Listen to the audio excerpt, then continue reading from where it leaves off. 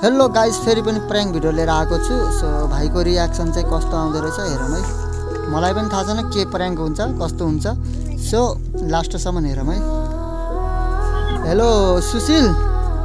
हजुर। तिमी त बहुत खतम रहेछ भाइ।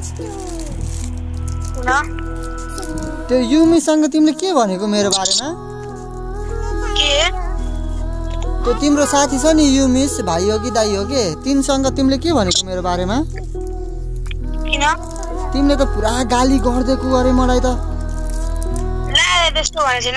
नाटक नगर है, मलाई मन पर्दैन। हिजो भर्खर मैले तिमीलाई फ्रेन्ड लिस्टमा जोइन गराएँ, तर आज मैले तिमीले यस्तो भनेको रहेछ भन्ने कुरा चाहिँ मैले थाहा पाएँ। तिमीले मलाई गाली किन दिएको त?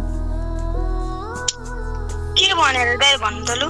तिमीले युमिस भन्ने भाइलाई चाहिँ मेरो बारेमा जे पाइ भनेर अनि के भनेको रहेछ के? सिनपाइ दाइ त यो त्यो भनेर के भनेको कि नभन्ने कुरा चाहिँ तिमीले भनेको रहेछ। के भन्यो अरे भन्नु नि? तिमीले मलाई गाली दिएको रहेछ नि त। अब मैले यति कुरा बुझेँ, अरू कुरा थाहा छैन। के भने लु भन्नु त दाइ, त्यसलाई म अहिले गर भन्छु। होइन त्यसलाई भन नभन त मलाई मतलब छैन, तर तिमीले चाहिँ मेरो बारेमा चाहिँ जे पाइ किन बोलेको त? छैन दाइ त्यस्तो भनेको मैले। झुटो बोलेको? फेरि मसँग झुट बोल्ने नि तिमीले? साँच्चै दाइ नपत्याउनु। नपताउनेको कुरा होइन के, तिमी भाइ एकदम बेकार भएछ। पहिला त तिमी त एकदम ठिक लागेको थियो। आजभोलि त लास्टै मेरो बारेमा त जे पाइ भन्ने, मलाई त गाली दिने, यो चाहिँ ठिक भएन है। एकछिन दाइ म त्यसलाई सोधिकिन आउँछु। नै ग्रुपबाट नजाऊ, पहिला मेरो कुराको एन्सर दे पहिला। छैन भन्नु दाइ त्यस्तो। तिमी यस्तो त मलाई मन परेन है भाइ। अबदेखि ल तिमीसँग म कुनै पनि मतलब राख्दैन। अबदेखि भयो, मैले पुग्यो, मलाई राम्रोसँग पुग्यो। मैले सोचेको पनि थिएन होइन तिमीले यस्तो मेरो बारेमा नहुने कुरा गर्छ भनेर चाहिँ सोचेको थिएन है। के भन्नु त?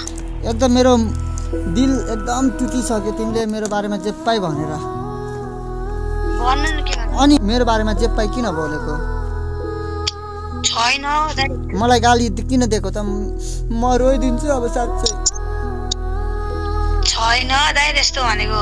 तिमीले मलाई गाली दिएको पख तिमीलाई? म त्यसलाई बोलेर आउँछु नि त।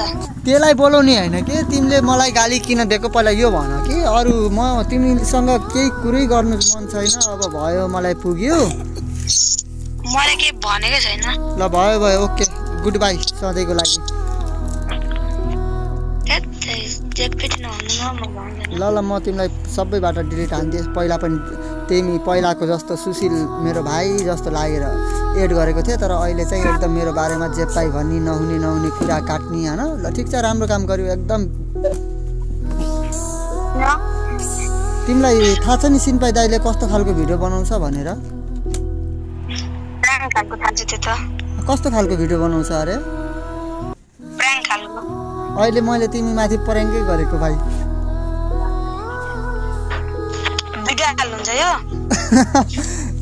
कस्तो लाग्यो मेरो प्रैंक? ल भन।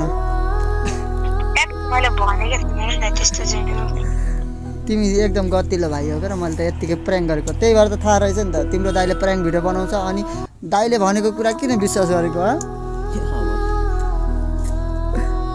सो जस्ट प्रैंक हो भाइ। मलाई